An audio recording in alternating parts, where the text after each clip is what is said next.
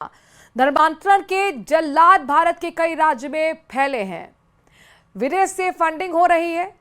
हिंदू लड़कियों का brain wash का धर्मांतरण कराया जा रहा है और वो भी एक बड़ी साजिश और प्लानिंग के तहत। आगरा धर्मांतरण के मुख्य आरोपी अब्दुल रहमान को दिल्ली से गिरफ्तार किया गया है। इसका सीधा कनेक्शन उम्र कैद की सजा काट रहे अब्दुल कलीम सिद्दीकी से है। खुलासा हुआ है कि सिंडिकेट से जुड़े हर शख्स को अलग अलग जिम्मेदारी दी गई थी और धर्मांतरण का नेटवर्क काम कर रहा था। ये रिपोर्ट देखिए।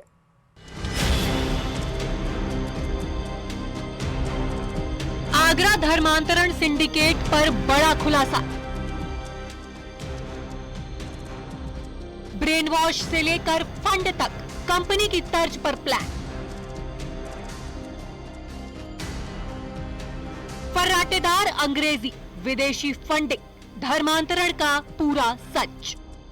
आगरा में पकड़े गए धर्मांतरण गैंग पर नया खुलासा हुआ है। गैंग से जुड़े आरोपियों की गिरफ्तारी के बाद पुलिस को जो जानकारी हाथ लगी है उसे देखकर पुलिस भी हैरान है। किसी कॉरपोरेट कंपनी की तर्ज पर गैंग के हर सदस्य को अलग अलग जिम्मेदारी सौंपी गई थी। कोई सोशल मीडिया के जरिए शिकार तय करता था तो कोई फर्राटेदार अंग्रेजी से इम्प्रेस करता था। ब्रेन वॉश से लेकर विदेशी फंडिंग तक की जिम्मेदारी तय की गई थी। पुलिस ने 10 सदस्यों के अलावा इस मामले में दिल्ली के मुस्तफाबाद से मुख्य आरोपी अब्दुल रहमान को गिरफ्तार किया है। अब्दुल रहमान बड़ी संख्या में लोगों का धर्मांतरण करा चुका है। 2024 में अवैध धर्मांतरण मामले में उम्र कैद की सजा पाए मौलाना कलीम सिद्दीकी से अब्दुल रहमान का सीधा कनेक्शन है।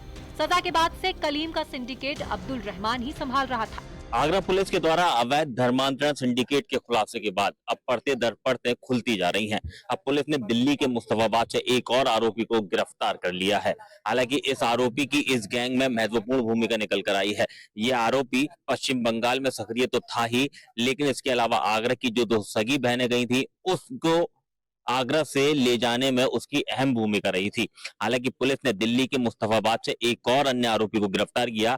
अब इस केस में टोटल अरेस्टिंग संख्या 11 हो चुकी है, जिसमें एक महिला शामिल है। धर्मांतरण से जुड़े इस सिंडिकेट से जो प्लानिंग की गई है वो चौंकाने वाली है। कामकाज का बंटवारा किया गया था और शिकार से लेकर पैसा जुटाने तक की जिम्मेदारी तय थी। गोवा निवासी आयशा विदेशों से फंडिंग जुटाना, अली हसन उर्फ शेखर राय फंड बांटने का काम, बड़े लोगों से पहचान कराना, रीत बनिक उर्फ इब्राहिम धर्मांतरण के लिए उकसाना, सोशल मीडिया पर सक्रिय। ओसामा इब्राहिम का एजेंट है, शिकार लोगों के रुकने का इंतजाम। आगरा का रहमान कुरैशी यूट्यूब चैनल, धर्मांतरण करने वाली लड़कियों को खुश दिखाना, धर्म बदलने के लिए प्रेरित करना। मोहम्मद अली गैंग के लिए राजस्थान का जिम्मा। अबू तालिब धर्मांतरण के बाद कागजात बनाने में मदद करना, कानूनी दांवपेच में फंसाकर धमकी देना। अबुल रहमान उत्तराखंड में धर्मांतरण की मुहिम चलाना। मुस्तफा उर्फ मनोज दिल्ली में तैनात सक्रिय एजेंट। जुनैद कुरैशी युवतियों को फंसाना, झूठे वादे करना, गिरोह के सुपुर्द करना। अवैध धर्मांतरण के मामले में उम्र कैद की सजा काट रहा मौलाना कलीम सिद्दीकी अब्दुल रहमान का काफी करीबी रहा है। ये बात भी सामने आई है कि कलीम सिद्दीकी को सजा मिलने के बाद से ही उसके अवैध धर्मांतरण सिंडिकेट को अब्दुल रहमान संभाल रहा था। अब्दुल रहमान खुद 1990 में हिंदू से मुस्लिम बना था। यही नहीं, उसने अपने बेटे की शादी भी एक हिंदू युवती से धर्मांतरण कर मुस्लिम बनाने के बाद करवाई थी। आगरा के सदर थाना क्षेत्र की रहने वाली 2 सगी बहनों की तलाश के लिए पुलिस कमिश्नर ने 7 टीमें बनाई थी। दोनों बहनों के बारे में जानकारी जुटाकर उन्हें बरामद कर लिया। इसके बाद कोलकाता की अदालत में काम करने वाले आरोपी शेखर राय उर्फ हसन अली को गिरफ्तार किया गया तो मामले से पर्दा उठ गया। लड़कियों के पिता ने कहा है कि पुलिस दोनों लड़कियों की काउंसलिंग कर रही है, समझाया जा रहा है। कश्मीर से भी 12-14 लड़कियां यहाँ पर आई हुई थी, तो उसके साथ उसकी दोस्ती हो गई। वो भी कोचिंग उसके साथ ले रही थी, साइमा और 1-2 नाम और हैं, कोचिंग ले रही थी, तो उसकी दोस्ती बरकरार हो गई। तो उसने उसको धर्मांतरण के प्रति ऐसा कर दिया, अपने इस्लाम के प्रति कि ये इसमें ये चीजें हैं, बुर्का वो नकाब पहनने से ये सुरक्षा, ये इस तरह उसको इन्फ्लुएंस करती थी। जाहिर है आगरा धर्मांतरण केस में पुलिस की टीम गंभीरता से जांच पड़ताल कर रही है। मुख्य आरोपी के गिरफ्तारी के बाद अब सिंडिकेट से जुड़ी और जानकारी सामने आ सकती है। फिलहाल पुलिस की टीम पूछताछ कर रही है और तह तक पहुंचने की कोशिश कर रही है। Bureau report, news 18। देश के उपराष्ट्रपति जगदीप धनखड़ ने इस्तीफा दे दिया है और आधिकारिक तौर पर वजह बताई गई है उनकी खराब सेहत। लेकिन सवाल उठ रहा है कि ये पूरी कहानी है या इसके पीछे राजनीति भी है। देखते हैं ये खास रिपोर्ट।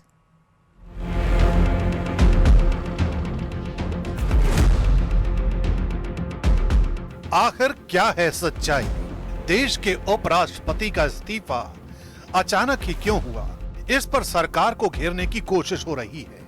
विपक्षी पार्टियां इस्तीफे को लेकर अलग अलग तरीके से सवाल उठा रही हैं। अगर संभावनाओं पर नजर डालें तो 3 ऐसे प्रमुख कारण हो सकते हैं जिसकी वजह से उपराष्ट्रपति ने इस्तीफा दिया।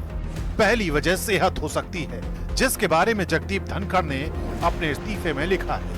दूसरी वजह हो सकती है न्यायपालिका से टकराव और केंद्रीय मंत्रियों को कटघरे में खड़ा करना। तीसरी वजह हो सकती है जस्टिस यशवंत वर्मा के खिलाफ महाभियोग के प्रस्ताव को स्वीकार करना। लगातार अगर हम बात करें तो उनके गिरते स्वास्थ्य को विजिबली भी देखा जा सकता था। इस वक्त असीता पार्क में मेरी मौजूदगी है और कहा जाए तो पब्लिक अपीयरेंस में अक्टूबर 2024 को इसी पार्क में प्लांटेशन ड्राइव करने के लिए जगदीप धनखड़ आए हुए थे, जब उनकी तबीयत यहाँ से खराब होती हुई नजर आई, जहाँ उनको थोड़ी देर के लिए बैठा दिया गया था। उसके बाद पानी वानी देकर वो यहाँ से निकले थे। इसके बाद मार्च में बताया जा रहा है कि उनकी एंजियोप्लास्टी हुई थी और लगातार उनकी तबीयत जो थी वो गिर रही थी। बावजूद उसके वो तमाम पब्लिक अपीयरेंसेस में जा रहे थे। और इसके बाद ये भी बताया जा रहा है कि जून के महीने में बहुत ज़्यादा दिन इस बात को नहीं हुए हैं, 25 जून को कुमाऊं यूनिवर्सिटी का एक कार्यक्रम था नैनीताल में, जहाँ पर वो बेहोश हो गए थे।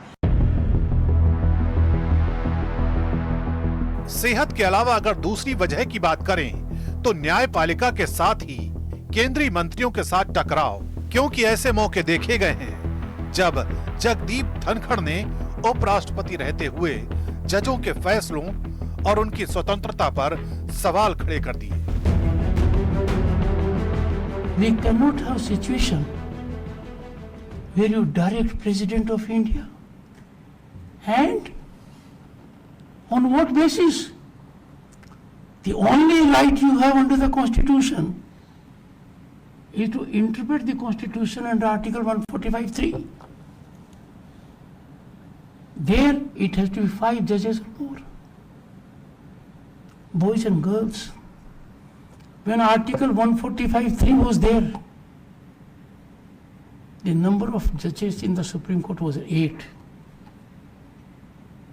5 out of 8.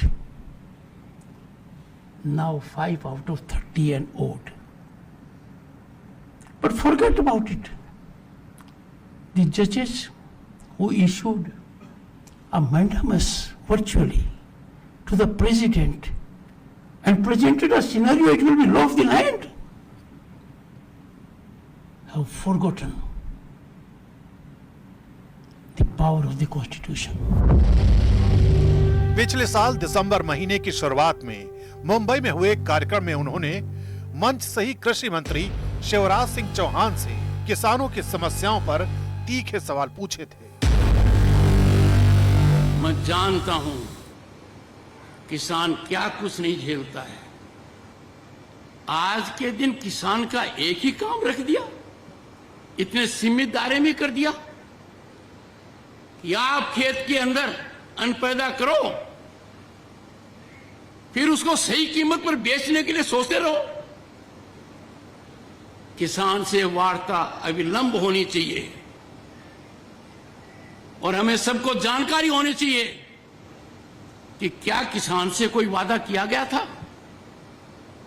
माननीय कृषि मंत्री जी, आपसे पहले जो कृषि मंत्री जी थे, क्या उन्होंने लिखित में कोई वादा किया था? यदि वादा किया था तो उसका क्या हुआ? शिवराज सिंह चौहान की मौजूदगी में उन्होंने जो किसानों को लेकर जो बयान दिया था, कृषि मंत्री शिवराज सिंह चौहान मध्य प्रदेश के 4 बार सीएम रहे हैं, मौजूदा समय में वह कैबिनेट मंत्री है, बावजूद इसके उनके सामने उन्होंने वक्तव्य दिया था जिससे बिल्कुल खामोश हो गए थे शिवराज सिंह चौहान। और एक असहज स्थिति में बेशक वह आधिकारिक रूप से वह स्थिति नहीं आई थी, लेकिन एक असहजता का माहौल उस वक्त उस कार्यक्रम में हो गया था जब जगदीप धनखड़ ने यह कहा था।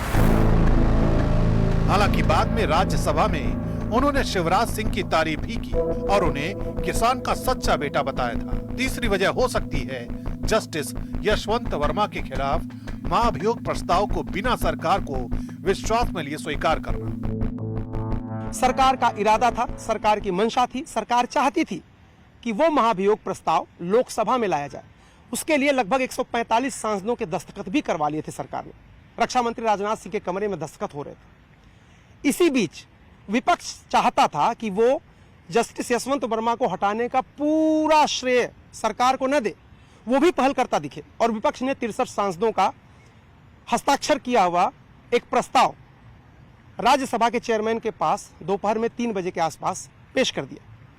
चेयरमैन ने उसे स्वीकार कर लिया और यहीं से सरकार और चेयरमैन के बीच कथित रूप से तनाव बढ़ा। तमाम तरह के दावे किए जा रहे हैं और जगदीप धनखड़ के इस्तीफे की वजह सिर्फ सेहत का मामला नहीं बल्कि सरकार के साथ खींचतान भी हो सकती है।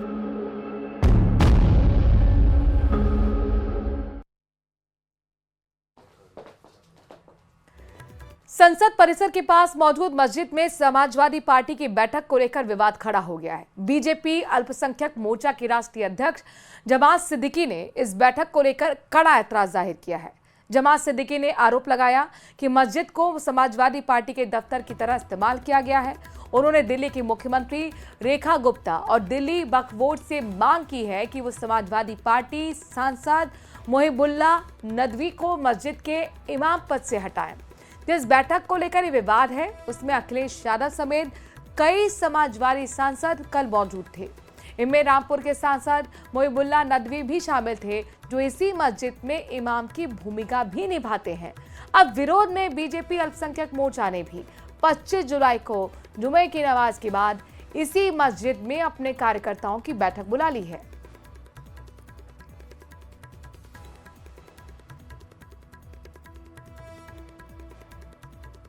मैं आपसे, क्योंकि ये धार्मिक लोग हैं जो मेरे बगल में खड़े हैं, मुझे नहीं पता था कि आप लोग मिल लेंगे, मुझे मुलाकात हो जाएगी आपसे और एक ऐसा सवाल आएगा।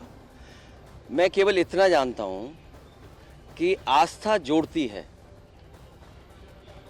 किसी भी धर्म या कोई आस्था है वो आस्था जोड़ती है और जो आस्था जोड़ने का काम करती है हम उसके साथ हैं। बीजेपी को यही तकलीफ है कि कोई जुड़े नहीं, दूरियां बनी रहें। तो आस्था जोड़ने का काम करती है और इसलिए हम लोग हर आस्था पर आस्था। बीजेपी के कहने से अब बीजेपी को मीठे से तकलीफ होगी तो मीठा छोड़ देंगे।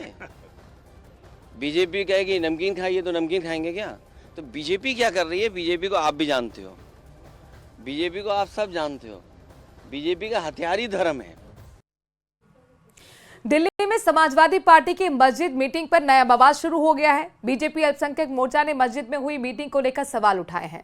बीजेपी अल्पसंख्यक मोर्चा के अध्यक्ष जमात सिद्दीकी ने कहा कि वो इसे लेकर एफआईआर दर्ज करवाएंगे। जमात सिद्दीकी ने मस्जिद में डिंपल यादव के जाने पर भी सवाल खड़े किए हैं, जिस पर डिंपल यादव का जवाब भी आ गया है।